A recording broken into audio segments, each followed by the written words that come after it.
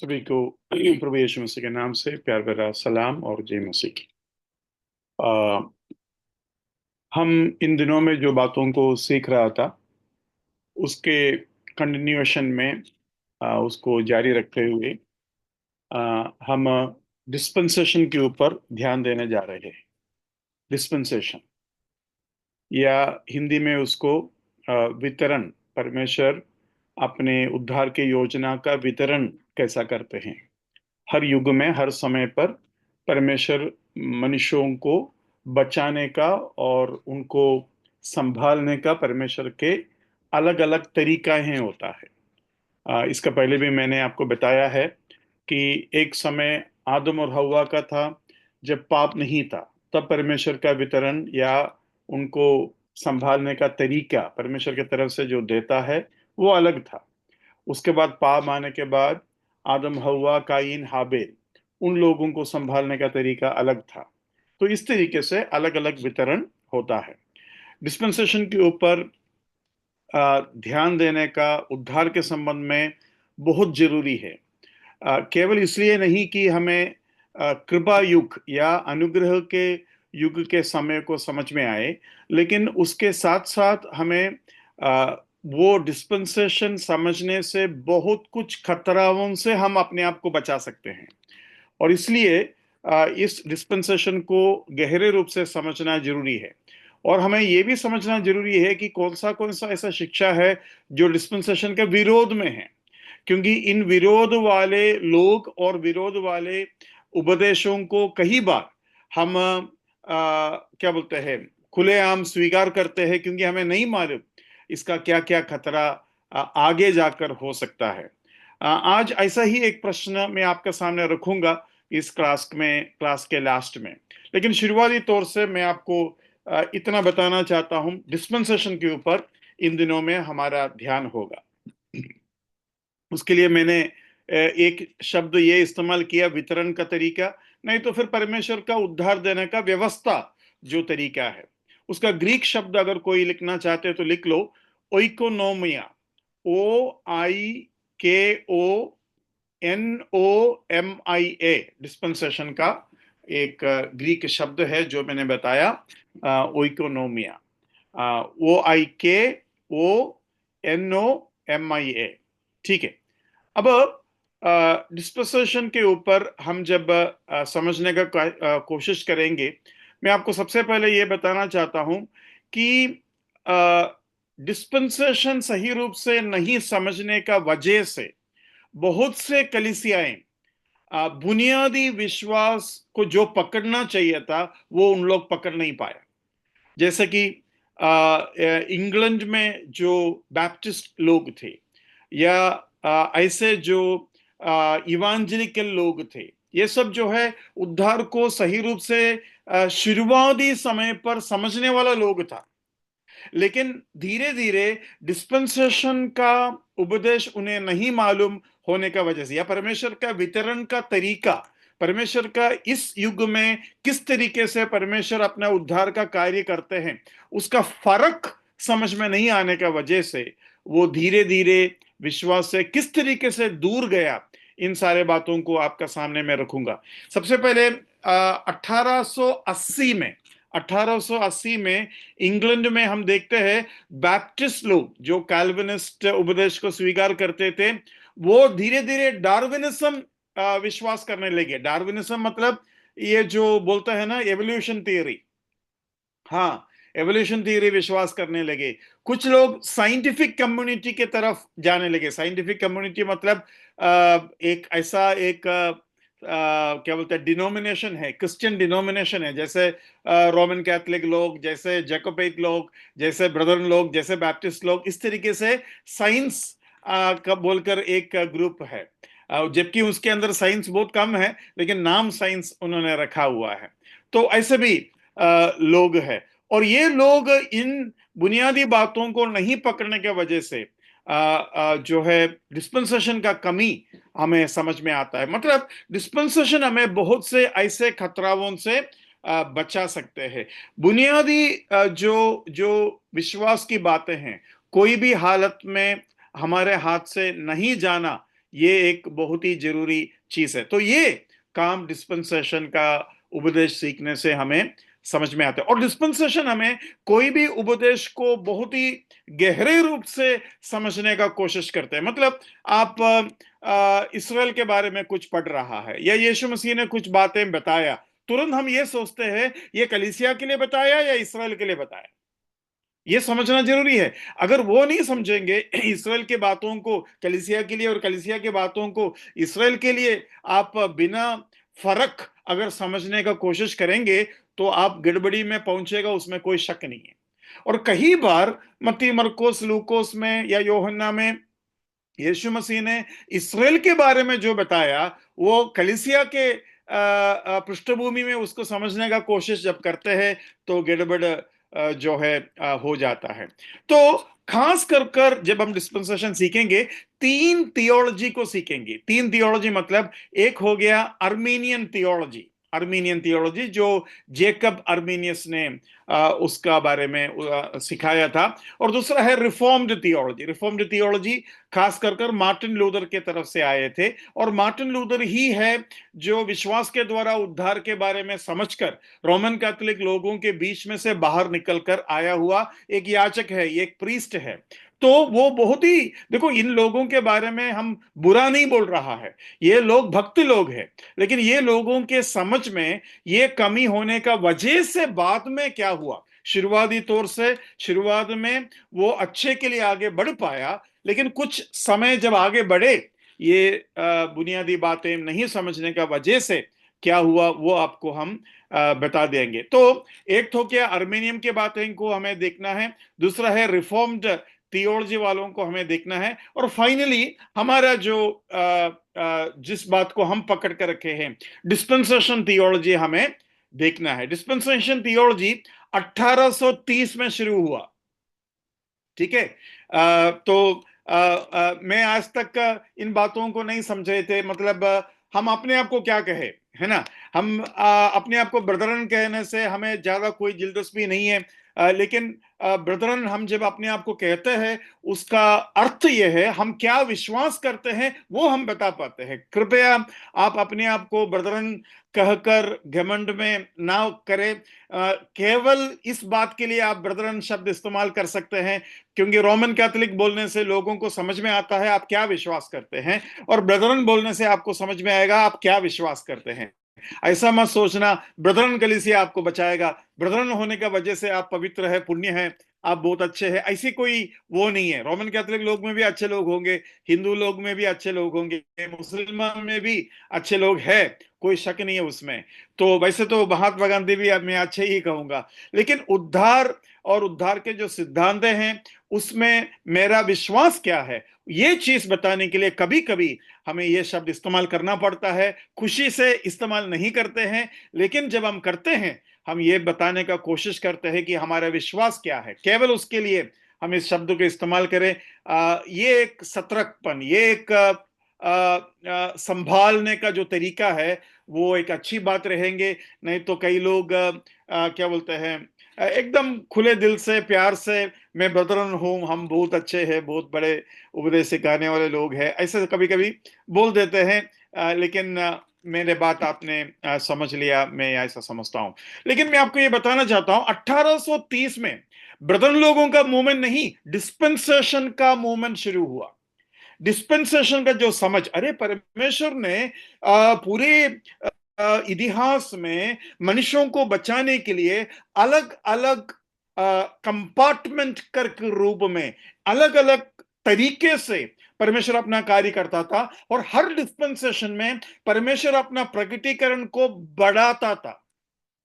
ये बात समझना है। हर हर डिस्पेंसेशन के टाइम पर, हर युग में, मतलब जब बिना पाप का युग था तब कलीसिया के बारे में किसको पता, तब इसराइल के बारे में किसको पता, है ना।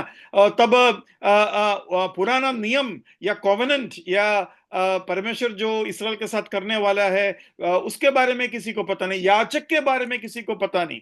वो सब बाद में आए। अब्राहम के समय पर भी याजक के क्या क्या नियम होना चाहिए, 12 गोत्र, ये सब कुछ भी नहीं है। अब्राहम को केवल इतना बताया, मैं तुम्हें एक बड़ा जाति बनाऊंगा और तुम कई लोगों के लिए, सारे मानव जाति के लिए आशीष का कारण बनेंगे। देखो, उस समय अब्राहम को उतना ही पता है। और जब पिता, पुत्र और पवित्र आत्मा की बात आता है, केवल अभी हमें यह समझ मिला है। और आगे भी जाकर परमेश्वर क्या प्रकट करेंगे, कैसा करेंगे, ये हमें नहीं मालूम। परमेश्वर जब प्रकट करेंगे तब हमें मिलेगा। जो भी है, अभी जो है, अभी हमारे पास जो है, उसी में हम जो है सीमित रहना चाहिए। लेकिन मैं आपको बता दूं, डिस्पेंसेशन को इस रूप से हमारे पास दिलाने के लिए परमेश्वर दो दासों का इस्तेमाल किया। एक है जॉन डार्बी, डार्बी का बाइबल अवेलेबल है।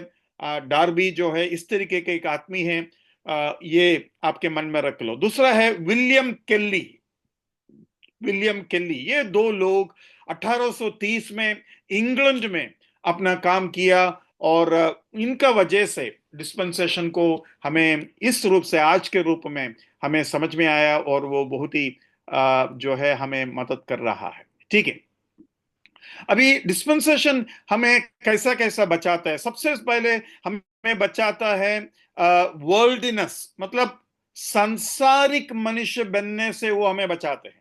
संसारिक मनुष्य बनने से हमें बचाते हैं। कैसा बचाते हैं वो मैं आपको बताऊंगा।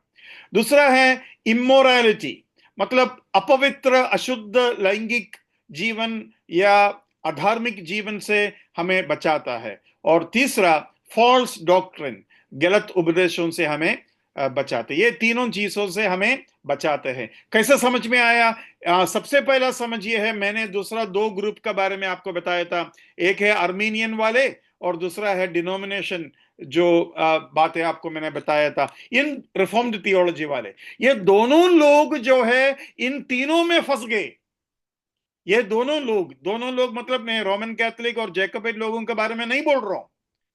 ये जो उद्धार को सही रूप से समझने वाले लोग बाद में जाकर संसारिक चीजों में और इमोरालिटी में और फॉल्स डॉक्ट्रिन में फंस गया था, ये मैं आपको जो है बता रहा हूं। और इन सारे काल, पिछली 200 साल लगभग जो है डिस्पेंसेशनलिज्म जो है उनके विश्वासियों को गलत तरीका, गलत विचार से बचाने में कामयाब हुआ। ये 200 साल का इतिहास के बलबूते में मैं आपको बता रहा हूं।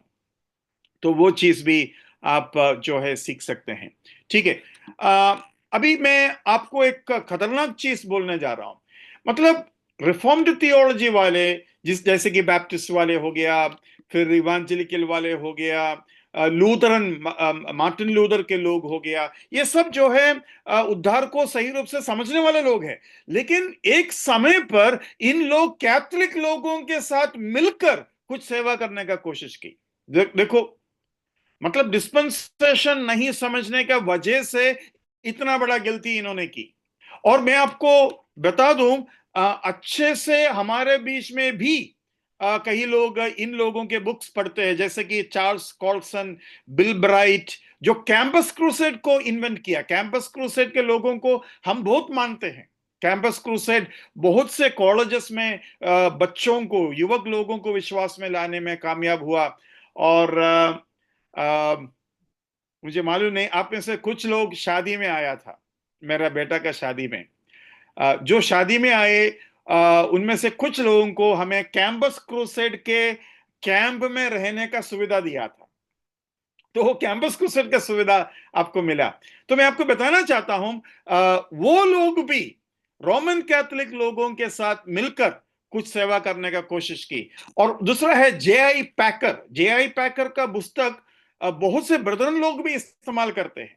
लेकिन J.I. पैकर भी रिफॉर्म्ड थियोलॉजियन होने का वजह से और डिस्पेंसेशन विश्वास नहीं करने का वजह से रोमन कैथोलिक लोगों के साथ मिलकर काम करने का कोशिश किया। और जब ऐसा काम करते हैं, घाटा में कौन जाते हैं? रोमन कैथोलिक और जैकोबिन लोग। घाटा में नहीं जाएगा। कॉम्प्रोमाइज किसको करना पड़ेगा? हमको कॉम्प्रोमाइज करना पड़ेगा, और वो मैं आपको दिखाता हूं। दूसरा चीज, J.I. पाकर ने इन रोमन कैथोलिक लोगों के साथ जब मिलकर काम किया, उनका मिलकर काम करने का कारण यह था, विश्वासी लोग ज्यादातर मेटीरियलिज्म या फिर आर्थिक चीजों में, सांसारिक चीजों में घुल मिल जाकर गायब हो रहा था। तो उनको बचाने का चक्कर में इन लोग आपस में मिले, और तब जे पाकर ने अपने कमेंट में एक मैगजीन में इस तरीके से लिखा, और जो उसने लिखा वो मैं थोड़ा सा आपको पढ़कर सुनाता हूं। North American culture generally has lost its former knowledge of what it means to revere God. मतलब नॉर्थ अमेरिका के लोग धीरे धीरे धीरे परमेश्वर का भय खो जा रहे हैं, जे आई पैकर इस तरीके से बताते हैं। और इसलिए क्या करेंगे? hence it has lost its values and standards, its shared purposes, its focused hopes, so that it drifts blindly. मतलब उनका जो मूल्य था, उनका जो स्तर था, उनका जो लक्ष्य था, उनका जो फोकस था, ये सब चीजों से नॉर्थ अमेरिका के विश्वासी लोग धीरे धीरे जो है दूर जाते रहा।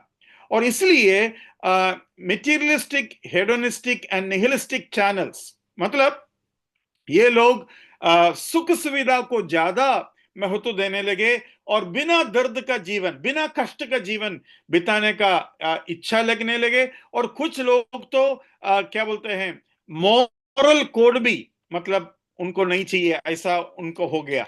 मतलब हेडोनिस्टिक, उन्होंने जो शब्द इस्तेमाल किया हेडोनिस्टिक है। हेडोनिस्टिक मतलब प्रेशर, प्रेशर मतलब सुख सुविधा ज्यादा महत्व दो और दर्द और दुख से दूर रहो, वो है हेडोनिस्टिक। दूसरा है निहिलिस्टिक। निहिलिस्टिक मतलब ना मॉरल चीजों में ध्यान देना है, ना प्यार के ऊपर ध्यान देना है, ना विश्वास के ऊपर ध्यान देना है, बस मजे लो। इस तरीके से मनुष्य धीरे धीरे होने लगे।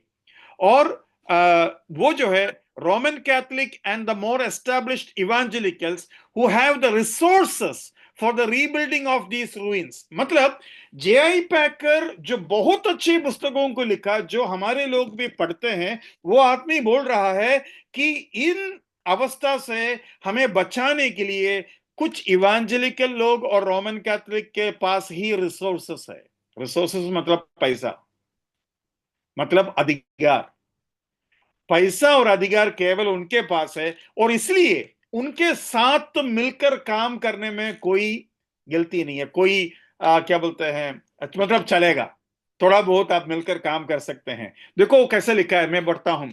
Who have the resources of the rebuilding of these ruins, इनके पास पैसा और अधिकार है, इसलिए and their domestic differences about salvation, छोटा मोटा जो उद्धार के संबंध में जो फर्क है, ऐसा बोलते हैं छोटा मोटा उद्धार के संबंध में फर्क। अरे रोमन कैथोलिक लोगों के साथ हमारा उद्धार का उपदेश में छोटा फर्क है क्या?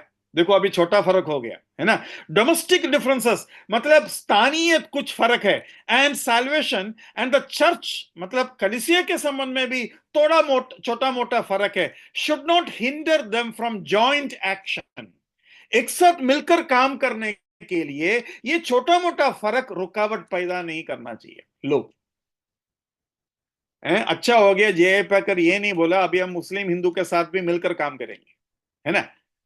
तो इस तरीके से उन्होंने बोला। और ये जो है मुझे तुरंत मेरा मन में ये याद आया, आपको मैं आगे बढ़ाकर बताता हूं। ये रोमन कैथोलिक लोग हजारों, मतलब हजारों विश्वासियों को मार डाला, वो भी जे आई पैकर भूल गया। मतलब साउल ने जब अमालेकी लोगों के विरोध में युद्ध करने के लिए परमेश्वर ने भेजा, हाँ, परमेश्वर ने बोला मैं अभी भी याद करता हूं अमालेकी लोग तुम लोगों के ऊपर कैसा हमला किया, है ना। और तब साउल जो है अमालेकी राजा को मारा नहीं, उल्टा उनको बचा के लेके आया। मतलब परमेश्वर अपने संतों का मृत्यु को क्या याद नहीं करेंगे? इसराइल में किसी को मारा नहीं अमालेकी लोग, केवल विरोध किया, युद्ध करने के लिए आया, लेकिन वो जीत नहीं पाया। लेकिन ये जो लोग हैं, ये हजारों संत लोगों को मारा, और कैसा कैसा मारा आप विश्वास नहीं करेंगे। मैं आगे जाकर थोड़ा सा आपको बताऊंगा।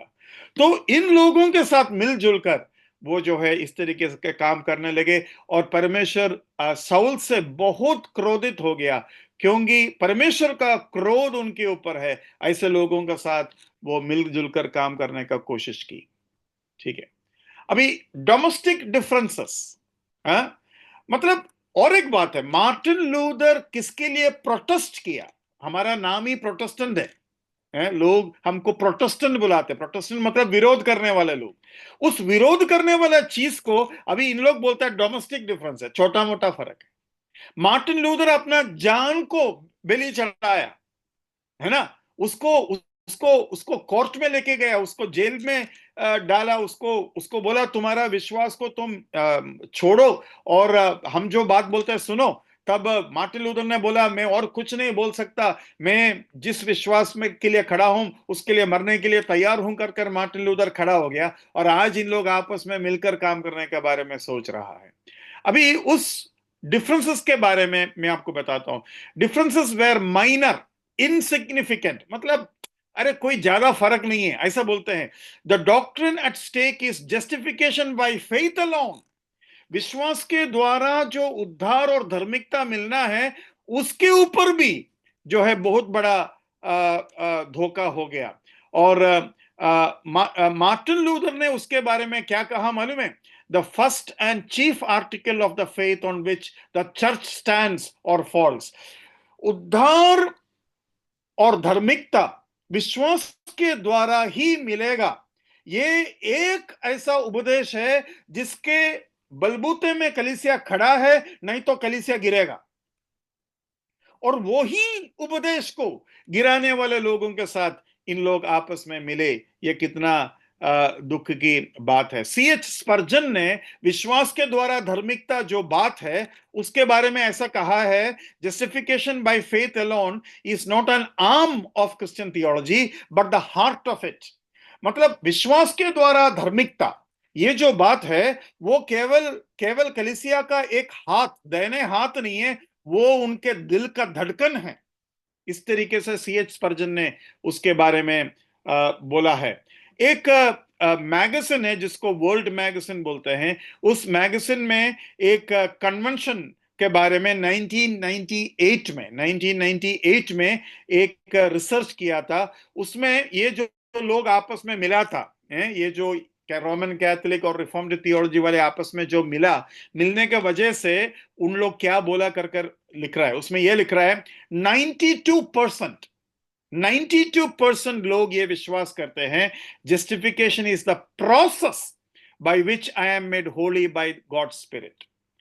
धार्मिकता एक एक प्रोसेस है। मतलब धार्मिकता विश्वास के द्वारा, यीशु मसीह के क्रूस के द्वारा एक क्षण में परमेश्वर हमें देने वाला चीज नहीं है। धार्मिकता एक प्रोसेस है जो धीरे धीरे हमें पवित्र आत्मा के द्वारा मिलता है। इस पर उन लोग जो है प्रक्रिया, थैंक यू ब्रदर, प्रोसेस प्रक्रिया, एक प्रक्रिया है। तो मैं आपको यह बताना चाहता हूं कि यह प्रक्रिया नहीं है, उद्धार एक प्रक्रिया नहीं है। जैसे शादी एक प्रक्रिया है क्या? हाँ, आजकल कई लोगों के लिए प्रक्रिया है, 2-3 साल एक साथ जियो, जिसको लिविंग टुगेदर बोलते हैं। उसके बाद कभी बच्चे भी पैदा हो जाते हैं, उसके बाद शादी के बारे में सोचता है, बोलता है शादी एक प्रक्रिया है। भाइयों, ये सब प्रभु का वचन में नहीं है। ये जो तरीका है प्रभु का वचन का तरीका नहीं है। मैं हाल ही में ABC टीम्स में एक चीज सिखाया। उसमें मैंने उनको बोला कि प्रभु का वचन में लिखा है, अगर आप विवाह या शादी के बिना अगर आपका कोई सेक्सुअल रिलेशनशिप शुरू होता है तो ऐसे लोग, कई लोगों के पास जाते आते हैं, उनका कोई ठिकाना नहीं है। तो क्या होता है, हमारा शरीर में एक इम्यूनिटी पैदा होता है। वो इम्यूनिटी जब केवल एक व्यक्ति के साथ हमारा संबंध है, वो इम्यूनिटी का एक बैलेंस बनता है। लेकिन एक से ज्यादा लोगों के साथ अगर हमारा शारीरिक संबंध है तो वो इम्यूनिटी किस किस से लड़े, कौन सा बैक्टीरिया से लड़े। मतलब उसको समझ में नहीं आते हैं अपने बॉडी को एक पार्टनर के साथ जो संबंध है उसको कैसा बैलेंस में रखें। तो पूरे शरीर का विरोध हो जाता है। और बाइबल में ऐसा लिखा है, फॉर्निकेशन या इमोरालिटी जो है, या जो गलत सेक्सुअल लाइफ है, लैंगिक जीवन है, उसका वजह वो उसका वो जो पाप है बाकी सारे पापों से एक फर्क है, वो फर्क ये है वो शरीर का विरोध काम करते हैं। बाइबल में इस तरीके से लिखा है, सारे पाप शरीर के बाहर होता है ये, लेकिन ये एक पाप शरीर का विरोध होता है। तो ये मैंने सिखाया। सिखाने के बाद एक व्यक्ति, मैं ये भी नहीं कहूंगा कि लड़का है लड़की है, एक व्यक्ति मेरे पास आकर पूछा, ब्रदर, वो तो आप जो बताया वो कई लोगों का बारे में आपने बताया, लेकिन अगर एक ही है तो चलेगा ना? मतलब वो यही बोल रहे हैं कि लव अफेयर है तो शादी वादी हो सकता है क्या, मतलब वो ठीक है कि नहीं? तो मैंने सबसे पहले उनको बोला, देखो बेटा, अ, आप लव अफेयर में तब आते हैं जब आपके आंखें, आपके दिमाग कई लोगों को ढूंढा, कई लोगों के मतलब बातें आपके मन में आए, कई लोगों के साथ आपने कोशिश की और एक व्यक्ति को आपने मतलब फाइंड आउट किया, है ना? उसी में आपका दिमाग गलत हो गया। आप मन में व्यभिचार के मनसा से कई लोगों को देखा, है ना? और इसमें वो एक बात हुई। दूसरी बात, मन से आप लोग दोनों एक हो जाते हैं, है ना? जबकि परमेश्वर ने आपको जोड़ा नहीं, मतलब परमेश्वर जोड़ने से पहले ही आप एक हो गए। जो एक हो गया उसमें कितने लोग कामयाबी के साथ शादी तक पहुंचते हैं? सारे लोग काम शादी तक पहुंचने का कामयाबी नहीं प्राप्त करते। वो तीसरी बात हो गया। चौथी बात ये हो गया, अगर 2 साल, 3 साल, 4 साल, 5 साल आपका लव अफेयर चले, ये पांचों साल आपको गुप्त रहना पड़ेगा। मतलब आप आप चोर छिपे चोरी जैसे आप जी रहे, मतलब आपके चोरी छिपे बातें चल रहे हैं। आप हर चीज में मतलब एक हाइड एंड सीक करना पड़ता है। पांचवी बात यह है कि सेक्सुअल रिलेशनशिप भी इसके बीच में होने का संभावना बहुत है। और वैसे भी सेक्सुअल सोच आना मतलब नॉर्मल है, ये आना ही आना है। और कई लोग गलत बातें में, तरीकाओं में फंस जाते हैं। ये हम जानते हैं क्योंकि हम शादीशुदा हैं, हमें मालूम है। ठीक है, वो ये 5 बातें बताया। छठवीं बात यह है कि शादी जो किया वो बहुत मेहनत और कोशिश के साथ अपने जीवन साथी के साथ अक्सर उनको जीना पड़ता है। मतलब कभी फ्रिक्शन आ गया, ओपिनियन डिफरेंस हो गया, मतलब राय में फर्क आ गया, उधर जाओ इधर जाओ, इसमें सब फर्क होता है। लेकिन हम प्रभु के मदद से, परिवार के मदद से, प्रभु का दिया हुआ वचन और आपस में दिया हुआ जो व्यवस्था, कॉवेनेंट, शादी में जो ओथ हम जो करते हैं, इन सारे बातों को मन में रखकर प्रार्थना के साथ, अनुग्रह के साथ हम एक साथ जीते हैं।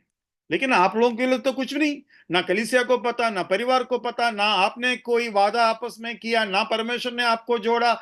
मतलब प्रॉब्लम तो आना ही है। ये तो शादीशुदा लोगों के बीच में भी आते हैं। तो आपके बीच में जब आते हैं, आप सीधा एक छोटी सी बात बोलते हैं, डिवोर्स भी नहीं बोलते, क्या बोलते हैं? ब्रेकअप हो गया भाई। मतलब ये कोई भी तरीके से जो है हम इसका ये नहीं कर सकते, आप पाप में जी रहे हैं। और बाइबल में मलयालम में वो ही मीनिंग में रखा है, जो लव अफेयर में है एक तरीके से मरा हुआ इंसान जैसा जीते हैं। तो इस तरीके से उधर बताया गया। अभी मैंने ये बातें इसलिए बताया क्योंकि एक उपदेश को जब आप गलत ले लिया तो उसका जो इफेक्ट है वो कितना ज्यादा है, ये हम जो है इसमें देख सकते हैं। तो कैथोलिक पोजीशन इन्होंने ले लिया।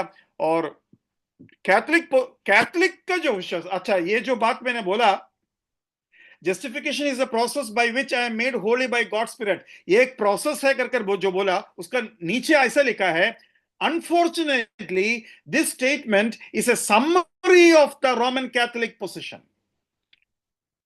मतलब रोमन कैथोलिक लोगों का विश्वास का निचोड़ है आपका विश्वास अभी।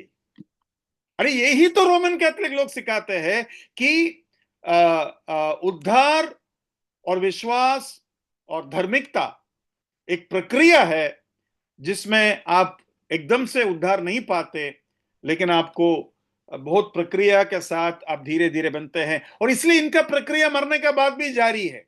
रोमन कैथोलिक लोगों का प्रक्रिया मरने के बाद भी जारी है। पोप के लिए भी उन लोग पोप के आत्मा का शांति और स्वर्ग में जाने के लिए प्रार्थना करते हैं। अभी पोप भी स्वर्ग में खुद नहीं जा सकते तो फिर कौन जाएगा, है ना। तो मतलब ये प्रक्रिया इनका अभी भी जारी है। और इनके पास एक मरने के बाद अगर कुछ पाप रह गया, इनके पास एक जगह है, उस जगह का नाम बसबुरकाना बोलते हैं उनके भाषा में। परगटरी। हाँ, या परगेटरी। जो है परगेटरी है। परगेटरी के मतलब ये हुआ थोड़ा बहुत जो पाप बच गया प्रोसेस में, जो खत्म नहीं हुआ, वो जैसे पैराडाइज बोलता है ना, जैसे वो अमीर आदमी थोड़ा सा एक चौहा, तो वैसे वो रहेंगे और 1-2 साल या 4-5 साल या 10-15 साल जो भी है, जैसा पाप है वो सब ठीक हो जाएंगे, लास्ट में स्वर्ग में जाएगा। तो देखो इनका प्रोसेस अभी भी जारी है। जबकि पौलुस बोलता है मरने के बाद में तुरंत यीशु मसीह के पास जाएंगे, है ना। और यीशु मसीह ने चोर को क्या बोला, आज तुम मेरे साथ परदीसा में होंगे, है ना, परगेटरी में नहीं है। तो ये परगेटरी और बुस्पुरकाना, बुस्पुरकाना एक मलयालम शब्द नहीं है, वो उनका एक लैंग्वेज में, पता नहीं लैटिन है या ग्रीक है, तो वो उन लोग यूज करते हैं। एनीवे, तो मैं आपको थोड़ा सा उसके बारे में बताना उचित समझा। ठीक है। अभी मार्टिन लूथर बहुत से गलतियों को, मैंने आपको बोला था गुटनबर्ग का जो जो चर्च में उन्होंने कुछ 92 चीजें लिखा, 92 गलतियां निकाला, लेकिन फिर भी उनके विश्वास में गलतियां थे। मार्टिन लूथर का विश्वास में भी गलतियां थे, लेकिन उनके विश्वास, उद्धार के द्वारा जो विश्वास है, और क्या बोलते हैं, उन सारी बातों में जो विश्वास था वो सही निकला, वो अच्छा निकला। तो मार्टिन लूथर डिस्पेंसेशन सही रूप से नहीं समझने का वजह से क्या हुआ, वो मैं आपको बताने जा रहा हूं। ये बहुत ही इंपॉर्टेंट एक बात है, मैं चाहता हूं कि आप लोग सभी इसको समझें। अभी मार्टिन लूथर, मैं आपको बताना चाहता हूं, उद्धार का प्यासा था, वो भक्त जीवन और धार्मिकता का प्यासा था। और जब वो याजक था रोमन कैथोलिक चर्च में, जब वो प्रीस्ट था, मॉन्क थे, तब वो क्या क्या किया, वो जरा से मैं पढ़कर सुनाना चाहता हूं। He had tried everything in search of solvation. उद्धार के लिए उसने सब कुछ ढूंढा। उसने क्या क्या की, देखो, स्लीपिंग ऑन हार्ड फ्लोर्स, मतलब जमीन में लेटना। जमीन में लेटना आप समझेंगे, आपको इतना नहीं समझ में आएगा जमीन में लेटने का प्रॉब्लम क्या है। उधर का जमीन जो है बर्फ में आदमी, मतलब शू पहनकर भी आपको ठंड लगेगा, शू पहने के बावजूद भी शू के अंदर से ठंडीपन आपके हड्डियों तक पहुंचेंगे, ऐसा जगह है। उस जगह पर ये मार्टिन लूथर जमीन में सोता था ताकि उसके पाप माफ हो जाए। फास्टिंग फॉर डेज, दिन, कई दिन वो उपवास लेते थे। ये भी ठंड के मौसम में, आप जैसे सोचते हैं वैसा नहीं है, ठीक है। ठंड मतलब मैं उधर यूके में गया हूं, इंग्लैंड में गया हूं, तो उधर के जो हमारे इंडिया से जो लोग जाते हैं ना, उन लोग बोलते हैं ब्रदर, मैं कभी कभी ऐसा सोच में पड़ता हूं जैसे कि नरक इससे भी मुश्किल हो सकता है क्या, मतलब इतना मुश्किल मतलब होता। बोलता है हमको ये नहीं पता चलता मैं हंसू या रोऊं, इतना मतलब हड्डी के अंदर घुसने वाला ठंड उधर होते हैं। तो बिना खाने का उपवास करना आसान नहीं है। इवन अपॉन ब्लडी नीज, मतलब घुटने में ऐसा प्रार्थना करता था कि खून निकलते थे, खून निकलता था। और स्काला स्कैंडा जो स्टेप्स है, बहुत से स्टेप रखने वाला एक चर्च है, उधर के पूरे चर्च के स्टेयर्स को वो चढ़ता था ताकि उसका पाप माफ हो जाए। घंटों वो प्रीस्ट के पास जाकर अपने पाप के बारे में बोलते थे कि मेरे लिए विनती करो। तो मेरा कहने की मतलब, इस तरीके से वो आदमी को यह सच्चाई प्राप्त हुआ। और सच्चाई प्राप्त होने के संबंध में भी एक शब्द मैंने ऐसा पढ़ा, वो भजन संगीता जब भी पढ़ता था, उधर एक शब्द उसके नजर में, उसके ध्यान में, उसके उसके उसके ध्यान में आता था, वो ये था, परमेश्वर का धार्मिकता, राइटियसनेस ऑफ गॉड, परमेश्वर का धार्मिकता, परमेश्वर का धार्मिकता। और उसको समझ में नहीं आता, अरे मेरा धार्मिकता के बारे में मैं परेशान हूं, ये परमेश्वर का धार्मिकता क्या है। उसको ये नहीं मालूम कि परमेश्वर का धार्मिकता एक देने वाला चीज है, उसको उसको ये समझ में नहीं आ रहा था परमेश्वर का धार्मिकता एक ऐसा चीज है जो परमेश्वर हमें दान के रूप में देता है, देने का चीज होता है।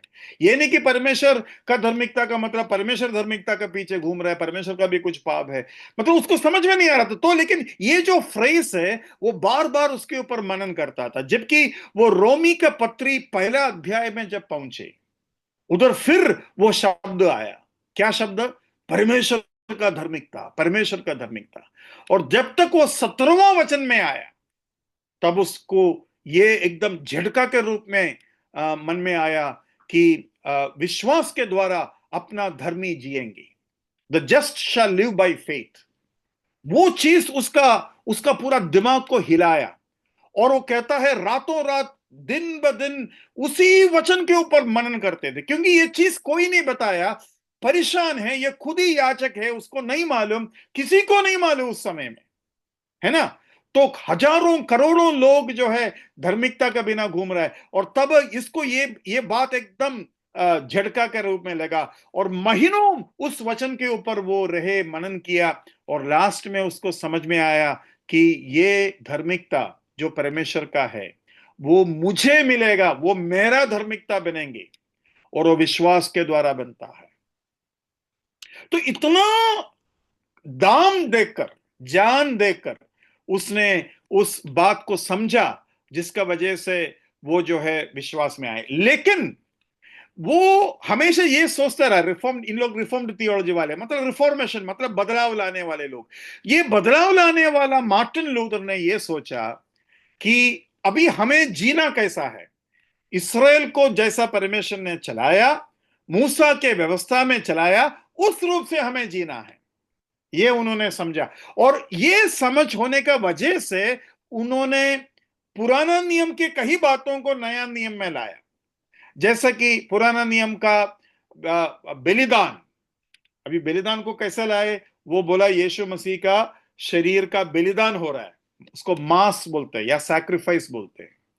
मतलब कि रोमन कैथोलिक लोग आजकल जो विश्वास करते हो ऐसा है कि यीशु मसीह का खून होता है, यीशु मसीह का वो रोटी शरीर बनता है और वो खून असली खून बनता है, और हर बार सैक्रिफाइस होता है यीशु मसीह का, हर बार बलिदान होता है यीशु मसीह। तो ये इस तरीके का गलत फहमियां उनके अंदर था। अब देखो कितना बड़ा प्रॉब्लम उसके वजह से हुआ। इसराइल के तरीके से वो सोचने लगे, इसराइल एक राज्य है, इसराइल एक स्टेट है, वैसे हमारा भी होना चाहिए। क्योंकि मूसा ने इसराइल को बोला तुम दूसरे लोगों से अलग रहो, दूसरे लोगों को या तो यहूदी बनाओ नहीं तो उनको मारो। तो वो सब सोच उनके अंदर आने लगे। इसको बोलते हैं स्टेट चर्चेस। स्टेट चर्चेस मतलब कलीसिया को एक राज्य का अधिकार से जुड़ा हुआ चीज समझे। इसराइल के मंदिर इसराइल के राष्ट्र के साथ जुड़ा हुआ है, राज्य राजा के साथ जुड़ा हुआ है। आपको आइडिया मिल रहा है? हाँ? इसराइल में एक राजा है और इसराइल में एक मंदिर है। मंदिर और राजा एक जैसा आगे बढ़ेंगे, है ना। तो वो मनसा, उसको स्टेट चर्चेस बोलते हैं, है ना।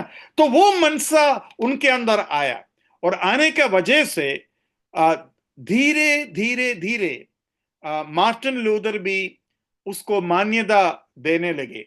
तो रिफॉर्म्ड थियोलॉजी वाले राष्ट्र के रूप में अपने आप को समझने का वजह से वो युद्ध करने का, पॉलिटिक्स में जाने का, इलेक्शन लड़ने के बारे में भी सोचने लगे। और युद्ध कैसे करते हैं? दूसरे लोगों को विश्वास में लाओ। कैसे लाओ? तलवार के सामने। आप विश्वास करोगे? बाइबल विश्वास करने वाले, रिफॉर्म्ड थियोलॉजी वाले, अभी मैं एक आदमी का नाम देता हूं, आप चाहे तो ढूंढ लो उसके बारे में। स्विस में रिफॉर्मेशन लीडर उल्रिच स्विंगली जो 1531 में सब मर गया था, वो डाई वाइल लीडिंग इस आर्मी इन बैटल। उसका मृत्यु युद्ध के लिए जब गए तब मरा, और वो लीडर था, वो स्पिरिचुअल लीडर है, वो एक सेवक है, और युद्ध करने का लीडिंग के लिए गए। देखो मतलब कहां तक ये विचार आपको जो है लेके जा सकता है। लेकिन मार्टिन लूथर ये नहीं चाहता था कि युद्ध वुद्ध करे, लेकिन मार्टिन लूथर ये जरूर चाहता था कि कलीसिया के सारे लोग विश्वास के द्वारा उद्धार पाए, लेकिन वो ये भी चाहता था कि पूरे राज्य उस कलीसिया से जुड़े हुए रह पाए। तो मार्टिन लूथर का बायोग्राफी, मार्टिन लूथर का जीवन का कहानी लिखने वाला, उसका पुस्तक में हियर आई स्टैंड कर कर उसका एक पुस्तक है। उस पुस्तक में उसने लिखा कि मार्टिन लूथर ये सोच में आने के बाद 10 साल के अंदर ऐसे ऐसे बुरे हालत चर्च में आए और युद्ध और लड़ाई उसको देखना पड़ा, और पॉलिटिक्स इसके अंदर, कलीसिया के अंदर घुस गए कि मार्टिन लूथर बहुत दुखी हो गए। मैं दो तीन चार बातें आपको पढ़कर सुनाता हूं जो स्टेट चर्च का सोच मार्टिन लूथर के अंदर आने का वजह से कलीसिया के अंदर क्या क्या हुआ। सबसे पहले, the position that church consist of believers and unbelievers. एक कलीसिया में विश्वासी और अविश्वासी है। हाँ, क्यों ऐसा सोचा? क्योंकि चर्च एक स्टेट है, स्टेट चर्च है, पूरे पूरे राज्य का चर्च है, तो उसमें विश्वासी अविश्वासी दोनों आएंगे, ऐसा सोच उनके अंदर आने लगी। दूसरा, the church earthly authority was Frederick the Wise, the prince और elector of Saxony, who was sympathetic to Luther but not a true Christian। मतलब पॉलिटिकल अधिकार, प्रिंस या राजकुमार, वो जो है वो चर्च का अथॉरिटी है, चर्च में अधिकार चलाने वाला व्यक्ति, जबकि वो खुद उद्धार पाया हुआ व्यक्ति नहीं था। वो एक बात उनके बीच में हुआ। तीसरी बात ये हुआ, the church lands, building and properties were owned and protected by the इलेक्टर। जो इस तरीके से इलेक्ट होता है, प्रिंस या राजकुमार जो इलेक्ट होते हैं, चर्च के सारे प्रॉपर्टी के ऊपर उनके अधिकार है, कलीसिया के सारे प्रॉपर्टी उनका प्रॉपर्टी रहेगा। वो एक प्रॉब्लम उनमें आ गया। लास्ट ऐसा लिखा है, the state church magistrate is permitted to demand conversion to Lutheranism through the use of force and threat of death। मतलब ये चर्च का जो मजिस्ट्रेट है या इलेक्टर है या प्रिंस है या राजकुमार है, वो जबरदस्ती एक व्यक्ति को विश्वास में ला सकते हैं। They can apply force and threat of death, मतलब मृत्यु का धमकी दे सकते हैं। ये रूप में वो नीचे आया। और ये मैंने एक आदमी मरा करके बोला था ना युद्ध में, उस आदमी ने किया हुआ बात सुन लो। द फॉलोवर्स ऑफ उल्ड्रिच स्विंगली, स्विंगली का पीछे चलने वाले लोग, पुट टू डेथ अनाबैप्टिस्ट लोगों को मार दिया था। और मालूम है कैसा मारा? अनाबैप्टिस्ट लोग ये विश्वास करते थे कि क्या बोलते हैं, संपूर्ण बपतिस्मा होना चाहिए, मतलब उद्धार पाने के बाद जो बपतिस्मा है उसके बारे में उन लोग मतलब जोर देने वाला लोग था। तो उनको मालूम है कैसा मारा? उनको पानी में डुबा के मारा। बोलते जो भी बैप्टिज्म सिखाते हैं उनको बैप्टिज्म कर कर ही उनको मार दो। मतलब इस तरीके से वो लोग जो है वर्ताव करने लगे। और ये सब जो है डिस्पेंसेशन को नहीं समझने वाले लोग उनके पूरे उपदेश के अनुसार जब आगे बढ़ते हैं, इस तरीके का जो है गलतियां होते हैं।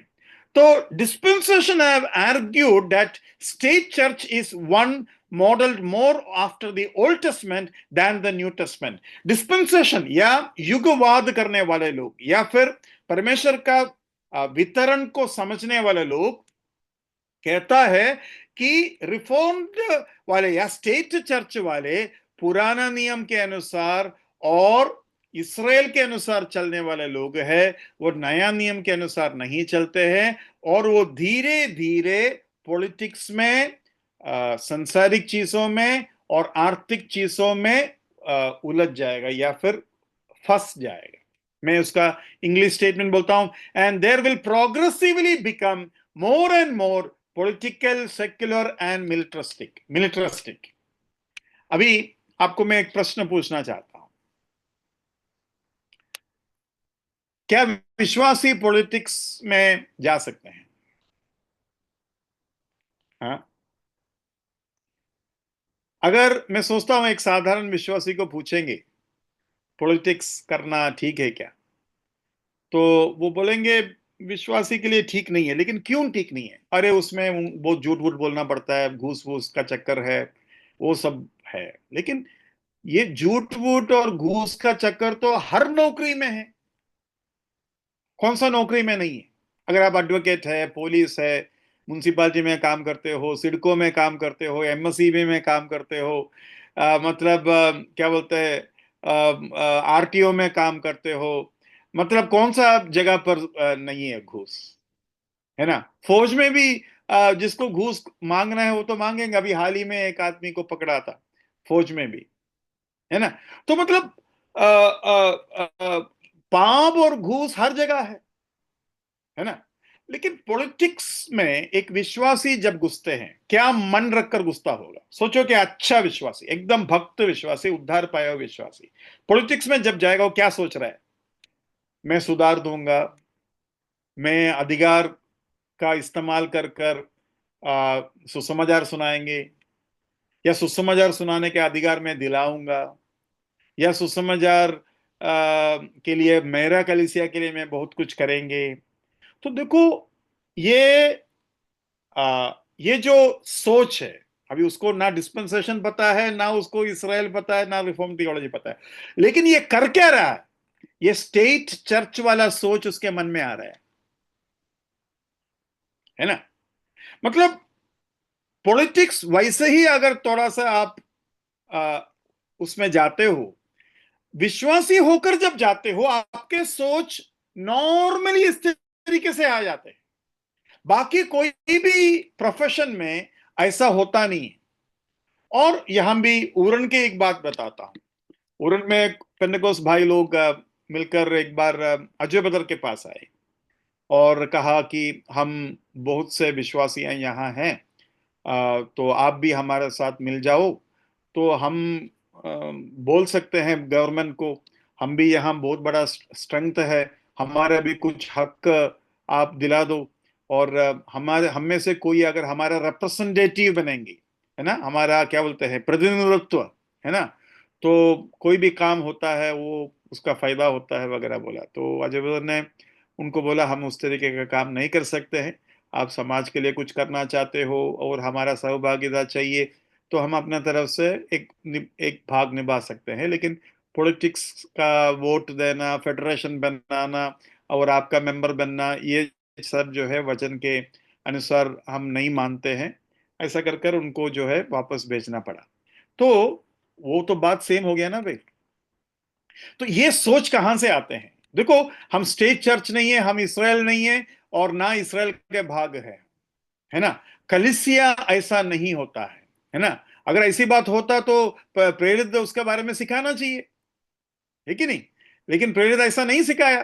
प्रेरित बोला, एक एक कलीसिया अपने काम देखो, प्रभु का सेवा करो, चुपचाप प्रभु का आगमन का इंतजार करते रहो, है ना?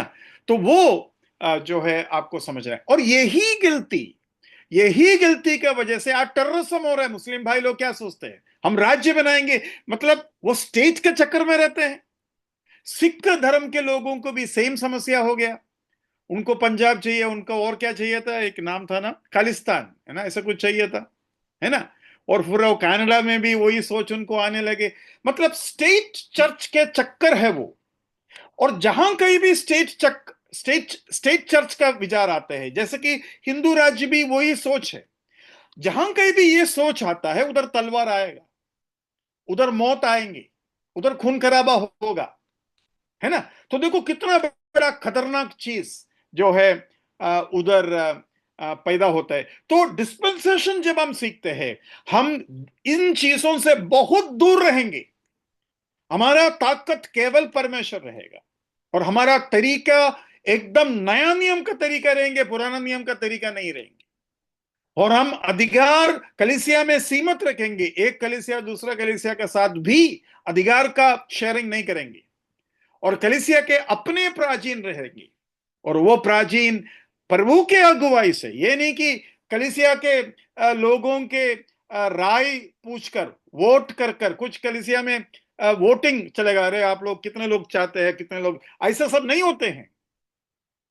वो सब इलेक्ट्रिकल क्या बोलते हैं, इलेक्ट्रल बोर्ड बनाना, फिर उसका ट्रेशरर सेक्रेटरी, वो सब जो है, उस चक्कर में हम नहीं जाएंगे।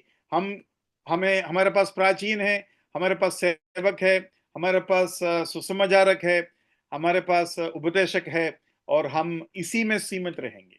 तो ये बातें जो है हमें समझ में आना जरूरी है। तो आपको दूसरे धर्म में भी उसका वो सोच होने का वजह से क्या हुआ, क्रिश्चियन रिलीजन में भी ये सोच होने का वजह से क्या हुआ, ये मैंने आपको थोड़ा सा बताया। और इसके बारे में एक ऐसा स्टेटमेंट मैंने पढ़ा, Christianity is new wine poured into new wine skin. मतलब मसीही जीवन एक नया दाक मधु है, जो नया बर्तन, जो उसको वाइन स्किन को हिंदी में क्या बोलते हैं, मैंने एक बार पढ़ा था फिर भी भूल गया। मशको मशके हाँ, मशकों, नया मशकों के अंदर ही डालेगा। और यह नया मशकों में स्टेट चर्च पुराना है, वो हमें नहीं चाहिए, है ना। तो नया दाकरस हम जो है नया मशकों में ही रखेंगे। वो न्यू टेस्टमेंट के तरीका होना बहुत ही जरूरी है, और ये बात हमें मन में रखना है। तो प्रभु आपको सहायता करे। आने वाले दिनों में डिस्पेंसेशन जब हम सीखेंगे, आपको मेरा ख्याल से कितने लोगों को पता है कि मार्टिन लूथर भी युद्ध के बारे में सोचा था। मार्टिन लूथर उद्धार विश्वास के द्वारा है, वो समझा, लेकिन ये भी एक टाइम उसके जीवन में आया जिसका वजह से वो एक्चुअली दुखी हो गया है कि वो चीज वो नहीं चाहिए, लेकिन कहां गलती हुआ वो उनको नहीं मालूम, क्योंकि डिस्पेंसेशन आते आते टाइम लग गया। क्योंकि मार्टिन लूथर 1500 में ये सब काम किया, और उस समय डिस्पेंसेशन का ज्ञान इतना नहीं था। डिस्पेंसेशन का ज्ञान हमें 1930 के बाद मिलता है, तो उसका वजह से वो गलतियां हुआ कर हम समझ सकते हैं।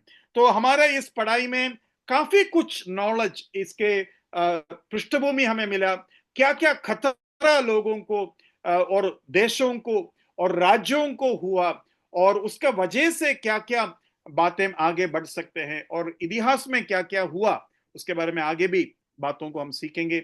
और इस तरीके से डिस्पेंसेशन को हम सीखेंगे, ताकि डिस्पेंसेशन एक प्यारा उपदेश हमारे बीच में मैंने आज तक ढंग का एक डिस्पेंसेशन का भाषण नहीं सुना है।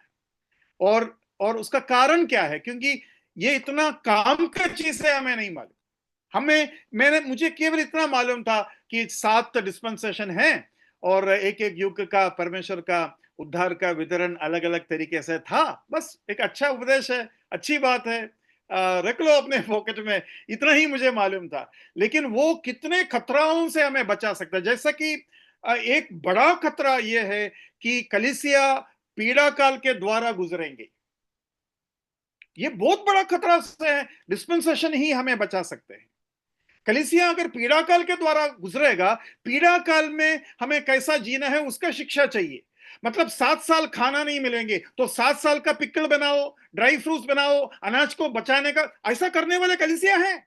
आप विश्वास करेंगे, सेवंथ डे एडवेंटिस्ट लोग, शाबत लोग, वो सिखाते कैसा पिकल बनाने का, कैसा ड्राई फ्रूट रखने का, 7 साल तक अनाज को कैसा बचा कर रखने का। देखो कहां से कहां चला गया। हम प्रभु के आगमन का इंतजार करें या अनाज संभालने के लिए रखें। मतलब कितने प्रॉब्लम से हम बच सकते हैं, इसका कोई अंदाजा नहीं है हमें। अभी ट्रिपल सिक्स आने वाला है, और ना भेज पाएंगे ना खरीद पाएंगे, तो अनाज संभालना पड़ेगा कि नहीं बोल। 7 साल क्या भूखा रहेंगे हम, कैसा टिके रहेंगे फिर, है ना। तो देखो, मतलब सही उपदेश डिस्पेंसेशन में इतना इतना जरूरी है कर समझना। एक इंपॉर्टेंस ऑफ डिस्पेंसेशन या युग का वितरण को समझने का लाभ कैसा होगा। हमें कुछ बचा कर रखने का जरूरत नहीं है। प्रभु ने बोला था, जो तुम्हारे पास है बेचकर प्रभु का सेवा करो, ऐसा कहा था, है ना।